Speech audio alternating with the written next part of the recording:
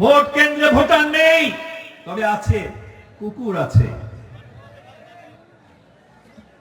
কুত্তা মার্কা নির্বাচন। আর 2018 সালের নির্বাচন কি একটা গান আছে না, জ্বালাইয়া চাঁদের বাতি সিল মারিলাম সারা রাতি গো, জ্বালাইয়া চাঁদের বাতি সিল মারিলাম সারা রাতি গো। আহারে। আর 2024-এর নির্বাচন সর্বশেষ, আমি এবং দামি।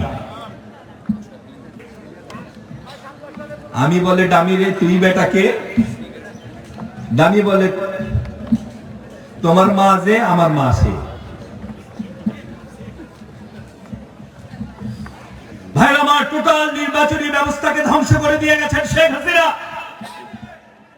এখন সাংবাদিক ভাইরা আমাদের জিজ্ঞেস করে আওয়ামী লীগ কি নির্বাচন করবে না, নির্বাচন করতে পারবে না? আমি বলি আর কিছু পারুক না পারুক, যারা বাংলাদেশের নির্বাচনী ব্যবস্থাকে ধ্বংস করে দিয়ে গেছে, তরুণ ভোটার জীবনে প্রথমবার ভোট দিতে গিয়েছে, ভোট কেন্দ্রে যাওয়ার পর শুনেছে ভোট দেওয়া লাগবে না, তোমার ভোট দেওয়া হয়ে গেছে। প্রথমবার ভোট দেওয়ার সুযোগ থেকে যাদের বঞ্চিত করেছেন, এমন তরুণের সংখ্যা বাংলাদেশে 1 কোটি উপরে। যারা বাংলাদেশের তরুণদের ভোট দিতে বাধা দিয়েছে, যারা বাংলাদেশের ভোট ব্যবস্থাকে ধ্বংস করেছে, বাংলাদেশের মাটিতে ভোট করার কোনো অধিকার তাদের নাই। ফেসবুক গণমাধ্যম, এটা হচ্ছে সামাজিক যোগাযোগ মাধ্যম ফেসবুক। এইখানে বিএনপির বিরুদ্ধে একটা প্রচারণা একটি গ্রুপ করছেন, একটি গোষ্ঠী করছেন। এই গোষ্ঠী সবাই যে আওয়ামী লীগ তা না, আওয়ামী লীগ ছাড়াও অনেকেই আছেন। তারা বলছেন বিএনপি এটা দখল করছে, ওটা কিছু হয়তো করছে, আমরা তাদের বিরুদ্ধে ব্যবস্থা নিচ্ছি। কিন্তু বেশিরভাগ অপপ্রচার, এই অপপ্রচার কারা করছে চেনেন না? হ্যাঁ, শুধু কি আওয়ামী লীগ? আরো আছে। ওদের বলি একটু ভালো হয়ে যান।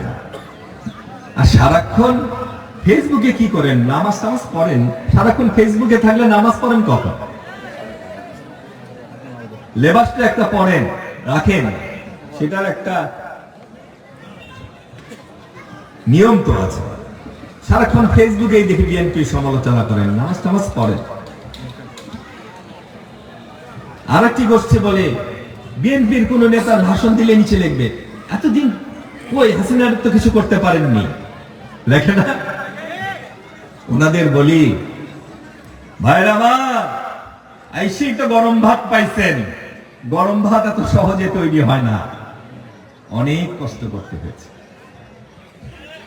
এখনো রাত হলে আমাদের ঘুম ভেঙে যায়, হঠাৎ করে মনে হয় এই বুঝি দরজায় কেউ কলাঘাত করলো, এই বুঝি কেউ এসে আমাদের ধরে নিয়ে যাবে, আমাদের জেলে নিবে, আমাদের হত্যা করবে, আমাদের গুম করবে।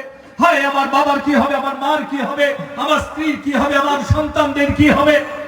এখনো কিন্তু আমাদের মনে হয় রাতের বেলা ঘুম থেকে হঠাৎ করে উঠে সেই দুঃস্বপ্ন আমরা দেখি। দেখেন না অনেকে?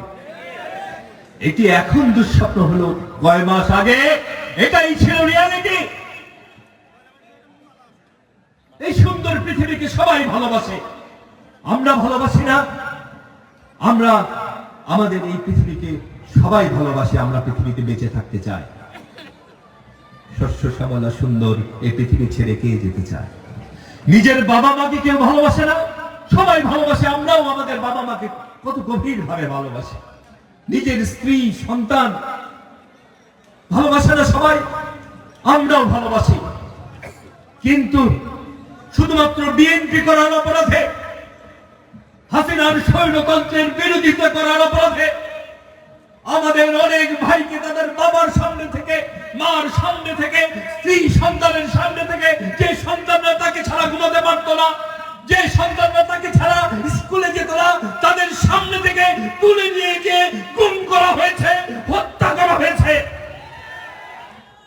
আপনারা যারা আজকে বলেন, যেটা বলতে চাচ্ছিলাম, আমাদের এই আন্দোলনের মুখেই কিন্তু হাসিনা জনবিচ্ছিন্ন হয়ে পড়েছিল এবং যতবার আমাদের নেতা তারেক রহমান জনগণের কাছে আহ্বান জানিয়েছেন, আমাদের নেত্রী আহ্বান জানিয়েছেন, আমাদের আহ্বানে সাড়া দিয়ে এদেশের জনগণ হাসিনার কোন কখনো নির্বাচনে অংশগ্রহণ করে নাই। ঠিক? আমি কি ভুল বলেছি? ভোটার দেখা যেত না কেন? আমাদের অনুরোধে, আমাদের আহ্বানে। যখন সরকার সম্পূর্ণ গণবিচ্ছিন্ন, তখন ছাত্র জনতার আন্দোলন এর সাথে যোগ দিল সাধারণ মানুষ এবং অন্যান্য পার্টিগুলো, এবং পরিশেষে অভিভাবক এবং তাদের সন্তানরা, সন্তান সহ অভিভাবকরা সবাই মিলে যখন রাজপথে নামলো, তখন হাসিনার পতন হলো। সুতরাং নিজেরা অনেক কিছু ভাববেন না, আমরা সবাই মিলে একসাথে থাকতে চাই। সবাই মিলে যারা আন্দোলনরত ছিলাম, নিজেদের মধ্যে এমন কিছু আমরা যেন না বলি যাতে আমাদের মধ্যে ভুল বোঝাবুঝি তৈরি হয়। যা বাস্তবতা তা মেনে নিতে হবে। যতই বলেন আন্দোলনে, ছাত্র জনতার আন্দোলনে বিএনপির ভূমিকা নাই, আমরা তো সেদিনও 830 জন আমাদের শহীদের নাম দিয়েছি। তারা কি এমনি এমনি জীবন গেছে? হয়তো আন্দোলনের স্বার্থে আমরা আমাদের সংগঠনের নাম ব্যবহার করি নাই, আমরা আমাদের ব্যানার ব্যবহার করি নাই। আন্দোলনের প্রতি পরতে পরতে বিএনপি ছিল, ছাত্র দল ছিল, যুব দল ছিল, স্বেচ্ছাসেবক দল ছিল, প্রতিটি কৃষক দল ছিল, প্রতিটি অঙ্গ সংগঠন ছিল আন্দোলনের সাথে। সুতরাং এই সমস্ত প্রসঙ্গ তুলবেন না, আর অযথা বিএনপির বিরুদ্ধে এই সমস্ত সমালোচনা বন্ধ করুন। এটি কারো জন্যই ভালো নয়। হাত দিয়ে দয়া করে পাহাড় ফেলার চেষ্টা করবেন না। অযথা শক্তি নষ্ট, আর যে পাহাড়ের ভিতর ঘুমিয়ে থাকে আগ্নেয়গিরি, সে পাহাড় খেলার চেষ্টা করাটাই না করাই শ্রেয়, একটু দূরে থাকাই ভালো। তাই না ভাই? সবাই মিলে আসুন, একসাথে থাকি।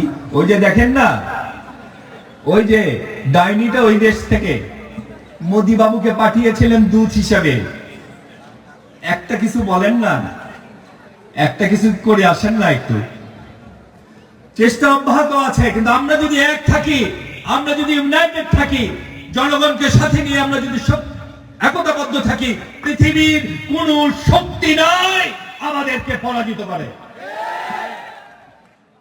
শহীদ জি অমর হোক।